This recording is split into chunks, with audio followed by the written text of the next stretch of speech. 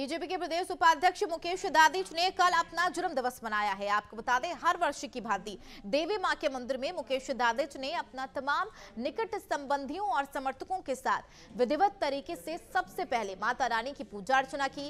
PM Modi के जयपुर आगमन पर मीडिया कर्मियों से बात करते हुए मुकेश दादीच ने कहा कि यह सभी कार्यकर्ताओं का सौभाग्य है कि पीएम मोदी राजस्थान भर के समस्त बीजेपी कार्यकर्ताओं से 1-to-1 बातें करेंगे। 2024 की क्या कुछ रणनीति रहेगी, उसके बारे में विस्तार से चर्चा की जाएगी।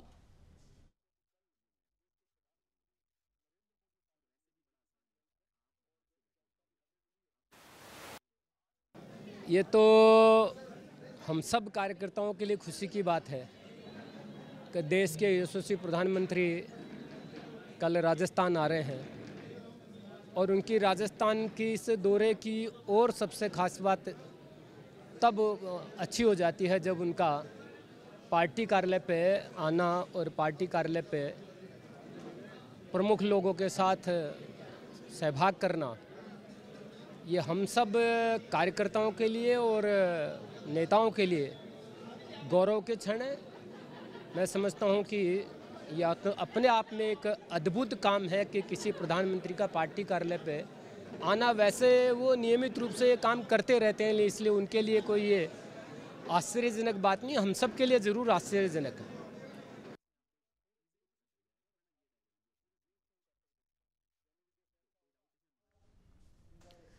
पलायन कर रही देश की एक बड़ी आबादी को घर पर ही रोजगार मुहैया कराने के लिए रोजगार गारंटी कानून बनाया गया है, लेकिन समय के साथ भ्रष्टाचार ने देश की सबसे बड़ी और जन कल्याणकारी योजना मनरेगा को जकड़ लिया है, जो पूरे तरीके से भ्रष्टाचार की पर्याय बना हुआ है।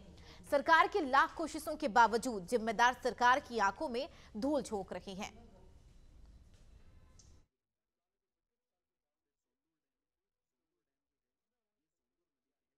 जी बिल्कुल, जैसा आपने बताया कि मनरेगा मात्र भ्रष्टाचार का पर्याय बनकर रह चुका है, जबकि मनरेगा को विकास की योजनाओं से जोड़ा गया था इस मंशा से कि जो माइग्रेट होकर बड़ी शहरों की तरफ जाते हैं उनको उनके घर में रोजगार दिया जा सके, लेकिन ये भ्रष्टाचार का पर्याय बना हुआ है और इस पर जो बड़ी रकम गवर्नमेंट खर्च करती है वो कुछ चंद लोगों के तिजोरियों का शोभा बढ़ाने के काम आती है। आप देख पा रहे हैं इस समय सिद्धार्थनगर जनपद के विकासखंड खसराहा में है। विकासखंड खसराहा का भकहा ग्राम पंचायत है और भकहा ग्राम पंचायत के एक मैं चक्रोट पर हूँ। ये एग्रो रोड है, मिट्टी का चक्रोट है जो खेतों के बीच में बनाया जाता है। ये मनरेगा के तहत बनाया जाता है और आज की जो आईडी है, इस पर जो आईडी है जनरेट किया गया, इस पर जो जिम्मेदारों द्वारा बताया गया है, इस पर 10 मास्टर रोल चलाया जा रहा है, जिसमें टोटल 99 लेबर इनरोल्ड है, 99 लेबर काम कर रहे हैं और गवर्नमेंट को यह दिया गया जानकारी कि इस पर लोग काम कर रहे हैं। सिद्धार्थनगर के उसका थाना परिसर में हेड कांस्टेबल की संदिग्ध परिस्थितियों में शव मिलने से पुलिस महकमे में हड़कंप मच गया।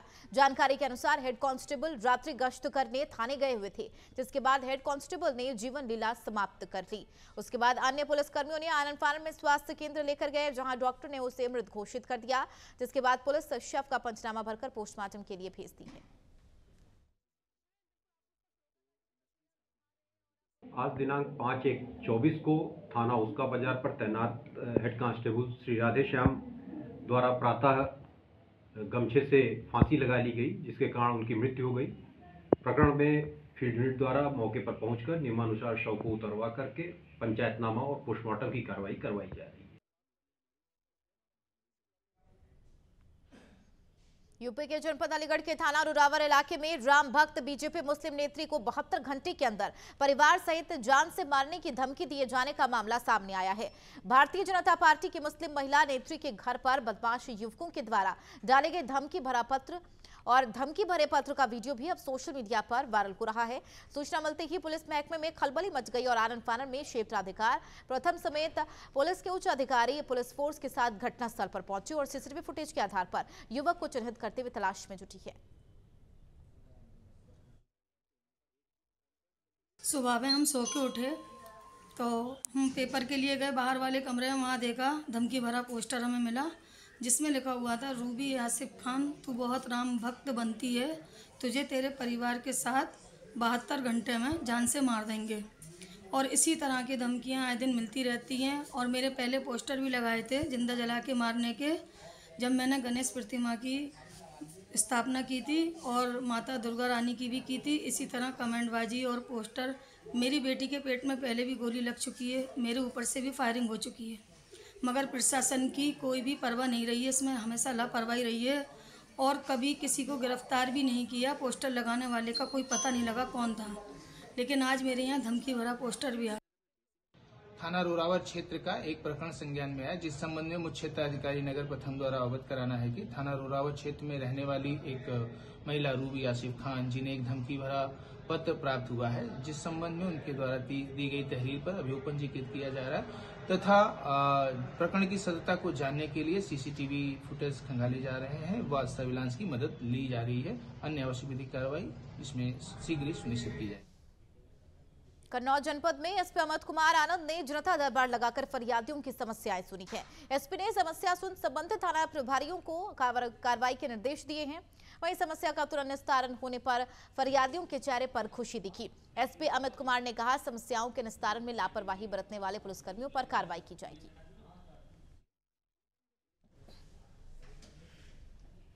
हाथरस में अयोध्या में 22 जनवरी को होने वाले प्राण प्रतिष्ठा के जन जागरण के लिए धूमधाम से बाइक यात्रा निकाली गई। बाइक रैली का पुष्प वर्षा के साथ मुस्लिम समुदाय द्वारा स्वागत किया गया और इस दौरान मुस्लिम समुदाय के लोगों ने कहा कि जुमे की नमाज होने के कारण संख्या जरूर कम रही, पर दिलों में एकता को लेकर सम्मान भरपूर है।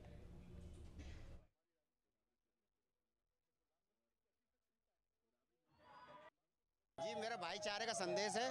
हम हिंदू मुस्लिम एकता संगठन के साथ हैं। हम सब चाहते हैं हमारा हाथरस कायम रहे हिंदू मुस्लिम एकता के साथ और हमारा भाईचारा बना रहे। हम यही चाहते हैं और इसी बात का संदेश देते हैं। हमारे मुस्लिम भाई, सारे मुसलमान भाई हमारे जो हैं इस बात का सहयोग कर रहे हैं कि किसी तरीके से हम सबका एकता बनी रहे और हम एकता कायम रखें। दिल से हम स्वागत।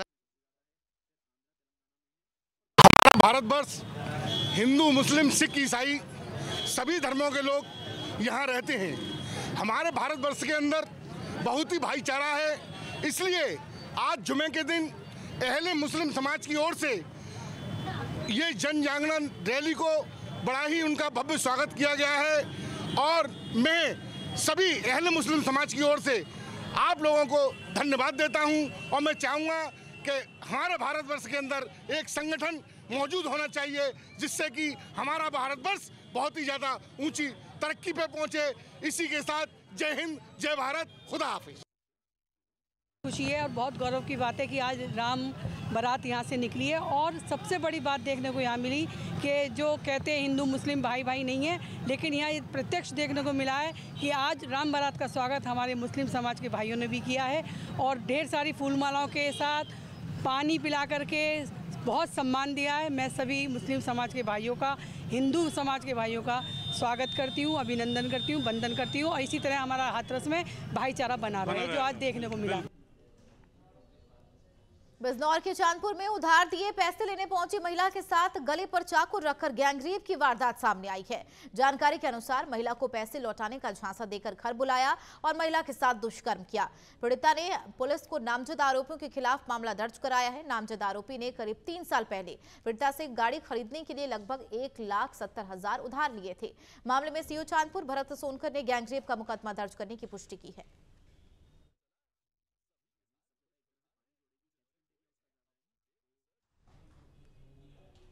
सपा सांसद रिपल यादव ने मीडिया से मुखातिब होते हुए कहा है कि आने वाली लड़ाई वह संविधान को बचाने के लिए लड़ेंगी।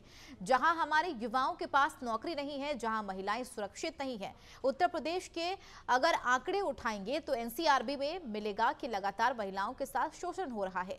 साथ ही ईवीएम पर भी सवाल उठाए और कहा कि सारे विश्व के डेवलप देश चुनाव में बैलेट पेपर का इस्तेमाल कर रही है। समाजवादी पार्टी हमेशा से ही बैलेट पेपर से चुनाव कराने की मांग करती आई है। उन्होंने कहा, राम मंदिर प्राण प्रतिष्ठा कार्यक्रम पर भी बातें कही। हम तो मन से भगवान राम जी के साथ हैं और आगे कहा कि हमने पहले भी कहा था, हम सबको भगवान राम के आदर्शों को अपने जीवन में उतारना है और उनके मार्ग पर चलना है।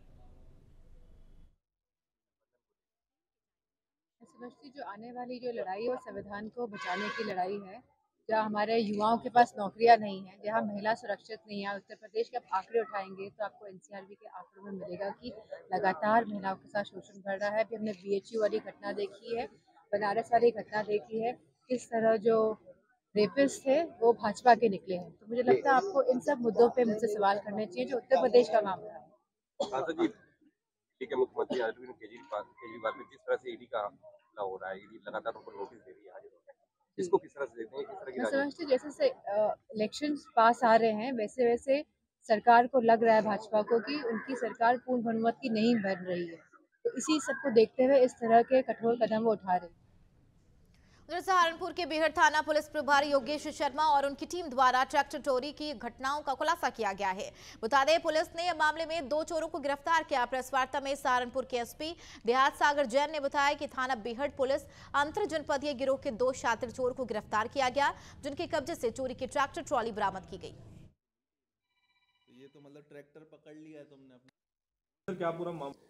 ये पिछले महीने 12 दिसंबर को एक वादी हैं जो कि किसान हैं बड़गांव थाना क्षेत्र के, उन्होंने थाना बेहट पर आकर सूचना दी कि उनकी जो ट्रैक्टर की बुकिंग एक व्यक्ति द्वारा की गई और बड़गांव से उसे ले गया बेहट और वहां पर कुछ नशीला पदार्थ उसे कोल्ड ड्रिंक में मिलाकर पिलवाया गया, जिससे कि वह बेहोश हो गया और फिर जो अभियुक्त है उसने उसका ट्रैक्टर चोरी कर लिया और जो किसान है उसको नशे की हालत में सरसावा थाना क्षेत्र के किसी सुनसान एरिया में छोड़कर वहां से ट्रैक्टर लेकर फरार हो गया। बढ़ेंगे आगे। राज्य मंत्री ओटाराम देवासी माउंट आबू पहुंचे, जहां पर टोल नाके पर पहुंचने पर राज्य मंत्री का रबारी समाज और भाजपा पदाधिकारी ने गर्मजोशी से माला पहनाकर स्वागत किया। सोफिया स्कूल में 34वीं राज्य स्तरीय क्रीड़ा और सांस्कृतिक प्रतियोगिता के समापन समारोह कार्यक्रम में राज्य मंत्री ओटाराम देवासी ने शिरकत की। राज्य मंत्री ओटाराम देवासी ने स्मृति चिन्ह और मेडल देकर उन सभी महिला शिक्षकों का सम्मान किया। उसके बाद राज्य मंत्री ने कार्यक्रम को संबोधित भी किया और कहा कि आप इस ठंड के बीच सभी जिलों से आए महिला शिक्षकों इस टूर्नामेंट में भाग लिया, वह काबिले तारीफ है।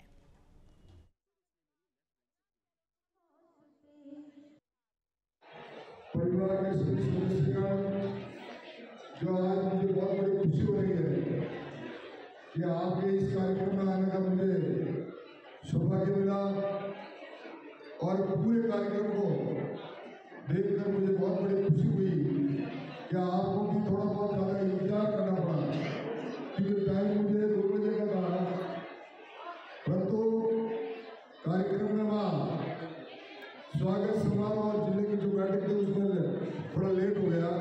तय दिन से मैं आप जितने भी प्रतियोगी जीते उनको तय दिन से बधाई देना चाहता हूँ और धन्यवाद देना चाहता हूँ। सीकर जिले के लक्ष्मणगढ़ क्षेत्र के नरोदड़ा और ललासी ग्राम पंचायत मुख्यालयों पर आयोजित विकसित भारत संकल्प यात्रा का कलेक्टर सौरभ स्वामी ने निरीक्षण किया। कलेक्टर ने विभिन्न विभागों की ओर से दी जाने वाली सुविधाओं का जायजा लेकर अधिकारियों को दिशा निर्देश दिए हैं। कार्यक्रम में मुख्य अतिथि के रूप में यात्रा संयोजक भागीरथ गोदार, पंचायत समिति सदस्य अमृत ख्यालिया, सरपंच महेंद्र ख्यालिया ने योजनाओं का लाभ उठाने का आह्वान किया। पात्र अभ्यर्थियों को फ्री गैस कनेक्शन जारी किए गए।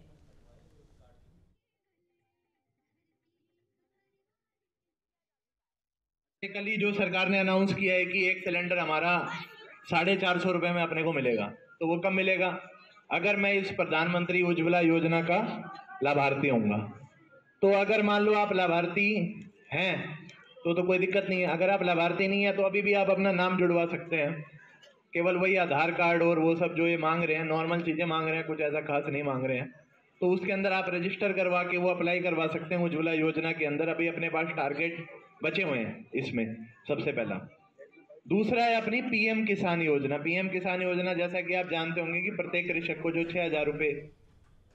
उधर झुंझुनू के चिरावा में पुलिस ने मोटरसाइकिल चोरी करने वाले अंतरराज्यीय गैंग का पर्दाफाश किया है और 3 आरोपियों को गिरफ्तार किया। सीआई विनोद सामरिया ने जानकारी देते हुए बताया है कि चिरावा थाना क्षेत्र में लगातार हो रही मोटरसाइकिल चोरियों का खुलासा करने हेतु एसपी देवेंद्र कुमार बिश्नोई के निर्देशन में एक विशेष टीम का गठन किया गया। इस टीम ने चिरावा और आसपास के क्षेत्र में मोटरसाइकिल चोरी करने वाले अंतरराज्यीय गैंग का खुलासा करते हुए गैंग के मुख्य सरगना सहित 3 लोगों को गिरफ्तार किया है। पूछताछ में आरोपियों ने बताया कि वो चोरी की हुई मोटरसाइकिल के अलग अलग पार्ट्स को कबाड़ वाले को बेच देते थे। पुलिस ने आरोपियों के कब्जे से कुल 8 स्प्लेंडर बाइक भी जब्त की गई है।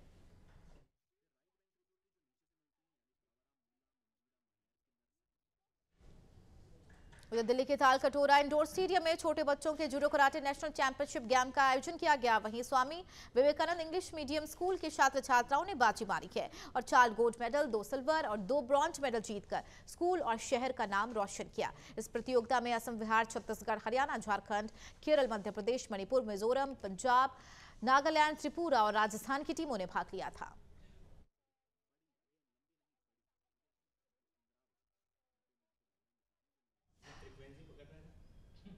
22 जनवरी को श्री राम मंदिर प्राण प्रतिष्ठा कार्यक्रम को लेकर पूरे देश में उत्साह है। वहीं आबू रोड के संयुक्त व्यापार महासंघ आबू रोड श्री राम मंदिर प्राण प्रतिष्ठा पर भव्य आयोजन करवाने जा रही है। इसी को लेकर प्रसादी लाल धर्मशाला में संयुक्त व्यापार महासंघ की बैठक आयोजित की गई। बैठक के बाद संयुक्त व्यापार महासंघ के मीडिया प्रभारी लईक अहमद ने बताया कि बैठक के सभी व्यापारी संगठनों के पदाधिकारियों ने सर्वसम्मति से भव्य आयोजन करने का निर्णय लिया है। महामंत्री मनीष जैन ने बताया कि श्री राम मंदिर के प्राण प्रतिष्ठा के अवसर पर आबू रोड नगर शहर के मुख्य बाजार को रोशनी से सजाया जाएगा। वहीं शहर के मुख्य बाजार स्वागत गेट लगाए जाएंगे। सुबह 11 बजे जूनी खराड़े स्थित श्री राम मंदिर पर हवन पूजन का आयोजन भी किया जाएगा।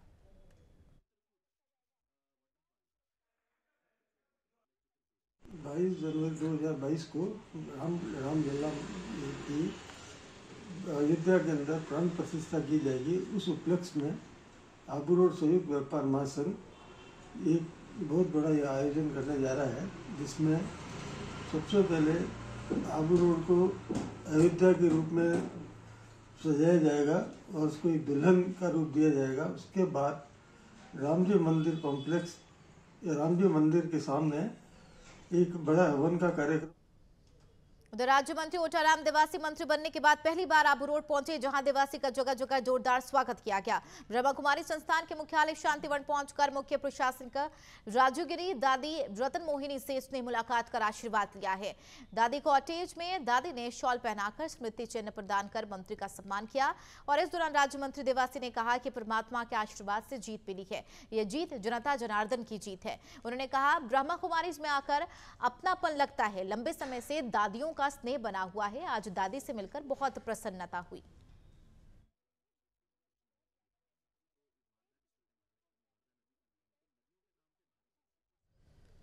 जयपुर पुलिस को बड़ी सफलता हाथ लगी है। जोबनेर थाना इलाके में नाबालिग लड़की का अपहरण और दुष्कर्म करने के मामले का खुलासा करते हुए पुलिस ने एक आरोपी को हरियाणा से गिरफ्तार किया। थानाधिकारी धर्म सिंह गुर्जर ने बताया कि जयपुर ग्रामीण पुलिस अधीक्षक शांतनु कुमार के निर्देशन में वांछित अपराधियों की धरपकड़ के लिए एक टीम गठित की गई थी। पुलिस ने आसपास के इलाके में लगे सीसीटीवी फुटेज खंगालकर आरोपी को ग्राम सिरसा हरियाणा से गिरफ्तार किया। फिलहाल गिरफ्तार आरोपी से पुलिस पूछताछ करने में जुटी हुई है।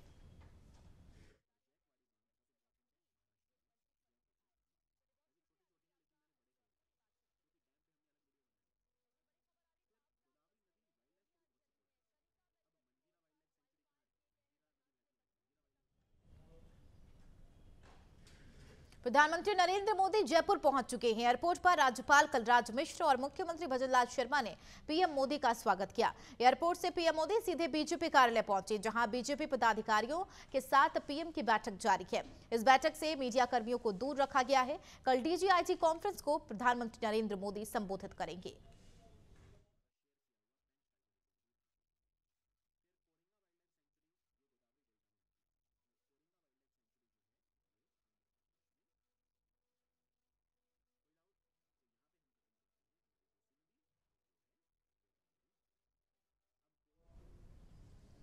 हिंदू रीति रिवाज में अंकों का खास महत्व है, फिर चाहे वो 108 की माला हो या 72 कोसी परिक्रमा या फिर 56 भोग। लेकिन इन अंकों का राजनीति में भी काफी प्रयोग किया जाता है। पीएम मोदी से 56 का अंक का खास जुड़ाव है, तभी तो मोदी भी विपक्ष के खिलाफ अक्सर 56 इंच का सीना ठोकते नजर आते हैं और अभी इसी 56 के आंकड़े का एक खास संयोग नजर आ रहा है। रिपोर्ट देखिए।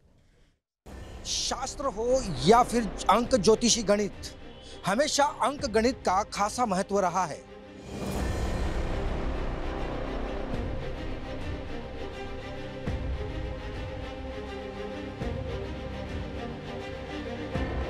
बात करें राजस्थान के राजनीति की, यहां पर भी 56 के गणित का जोर पकड़ता हुआ नजर आ रहा है।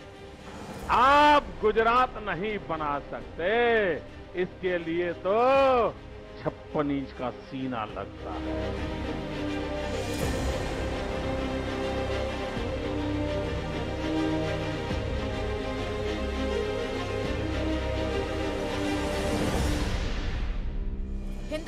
राजनीति के शास्त्र हो या फिर ज्योतिषीय अंक गणित, हमेशा अंकों का इनमें खासा महत्व रहा है। अब यह अंक गणित राजनीति के सियासी बाजार में भी चर्चा बनती जा रही है। देश के वजीर आजम का 2014 में बड़े मंचों से 56 इंच सीने की बात को लेकर हो या फिर फैसले को लेकर, इसका खास मतलब है। लेकिन हाल ही के दिनों में दिल्ली से लेकर राजस्थान, मध्य प्रदेश और फिर छत्तीसगढ़ तक 56 का गणित जोर पकड़ता जा रहा है। बात करते हैं राजस्थान की नई सरकार के गठन के साथ एक बार फिर से 56 की चर्चा राजनीति अखाड़े में जोर पकड़ रही है। शास्त्र हो या फिर अंक ज्योतिषी गणित, हमेशा अंक गणित का खासा महत्व रहा है। लेकिन इन दिनों राजनीति के अखाड़े में भी अंक गणित का जोर पकड़ता हुआ नजर आ रहा है। बात करें राजस्थान के राजनीति की, यहाँ पर भी 56 के गणित का जोर पकड़ता हुआ नजर आ रहा है। दिल्ली में मोदी सरकार की तरफ से 2 बड़े फैसले लिए गए। दोनों फैसलों का इस 56 से गहरा संबंध है। पहले सीएम के नाम को लेकर गहमा गहमी हो या फिर मुख्य शासन सचिव के नाम को लेकर। आप गुजरात नहीं बना सकते, इसके लिए तो 56 इंच का सीना लगता है। चलिए अब आपको 56 का अंक गणित समझाते हैं। 56 का आंकड़े का संयोग। राजस्थान के मुखिया भजनलाल शर्मा की आयु भी 56 वर्ष की है। वहीं मोदी के भरोसेमंद IAS अफसर सुधांशु पंत की आयु भी 56 वर्ष की है। इतना ही नहीं, बल्कि हाल ही में डीजीपी का चयन होना है और मोदी राष्ट्रीय डीजीपी IG कॉन्फ्रेंस के लिए जयपुर पहुंच रही है। यह तारीख भी 5 और 6 जनवरी की है। इसको देखने पर 56 का अंक गणित ही नजर आता है। अब यह महज इत्तेफाक है या संयोग? केंद्र की मोदी सरकार ने राजस्थान के लिए 2 बड़े फैसले किए, चाहे मुख्यमंत्री के नाम को लेकर के हो या फिर मुख्य शासन सचिव के नाम को लेकर के। हालांकि राजस्थान के मुखिया भजनलाल शर्मा की आयु भी 56 वर्ष की है, तो वहीं मुख्य शासन सचिव सुधांशु पंत की आयु भी 56 वर्ष की है। हालांकि राजस्थान में जिस तरीके से मंत्रिमंडल हुआ है, उस मंत्रिमंडल में कुल 24 मंत्री हैं, जबकि 12 मंत्रियों की आयु भी 56 और 60 वर्ष के बीच में है। वहीं अब 56 के पीछे का क्या रहस्य है, इसको भी जान लीजिए। हाल ही में मरुद्रा में मंत्रिमंडल का गठन हुआ है। मंत्रिमंडल में भी 56 और 60 का अंक गणित नजर आता है। वहीं 24 मंत्रियों में से 12 मंत्रियों की आयु भी 56 के आसपास है। फिर चाहे बात करें डिप्टी सीएम प्रेमचंद बैरवा की या फिर जोराराम कुमावत की या फिर ओटाराम देवासी की। राजस्थान में डीजीपी और IG कॉन्फ्रेंस को लेकर के प्रधानमंत्री अमित शाह और JP नड्डा जयपुर आ रहे हैं, यानी कि 5 और 6 तारीख को जयपुर में ही रहेंगे। हालांकि 5 और 6 तारीख को अगर जोड़ के देखा जाए तो यहाँ पर भी 56 का अंक गणित समझ में आता है। वहीं सबसे खास बात यह है कि क्या 24 के गढ़ को जीतने के लिए क्या 56 का अंक गणित क्या कारगर साबित होगा? क्या 24 के गढ़ को जीतने के लिए ये 56 का अंक गणित मोदी के लिए कितना शुभ है, यह आने वाला वक्त बताएगा। वहीं अब 2024 में क्या इस 56 का अंक गणित क्या अलादीन का चिराग बन पाएगा? क्या 2024 के गढ़ को जीतने में 56 का अंक गणित कितना कारगर साबित होगा?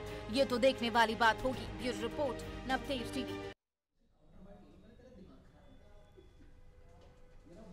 बुलेटिन में फिलहाल मेरे साथ इतना ही। बने रहिए नवतेज टीवी के साथ। नमस्कार।